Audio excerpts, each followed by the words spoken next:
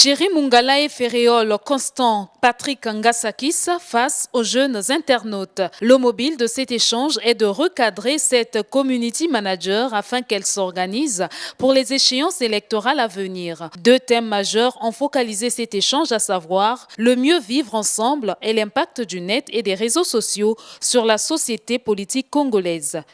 C'est de constater qu'il existe des Congolaises et des Congolais qui sont mus par leurs convictions politiques et qui, en tant que membres de la société civile, décident depuis des années parfois, et selon leurs convictions et avec des moyens parfois très réduits, eh bien de mener le combat politique aux côtés du président de la République.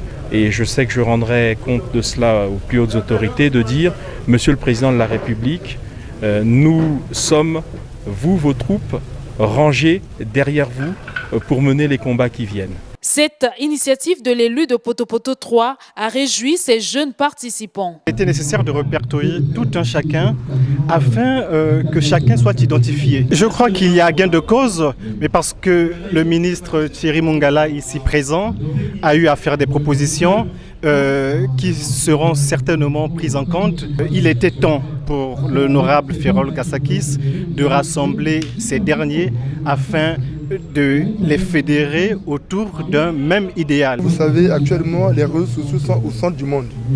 Il y avait une époque où le gouvernement avait tendance à ne pas trop prendre les réseaux sociaux au sérieux. Mais ils ont compris qu'il y a des milliers, voire des millions de comptes fictifs qui se sont créés pour jeter l'opprobre sur le gouvernement.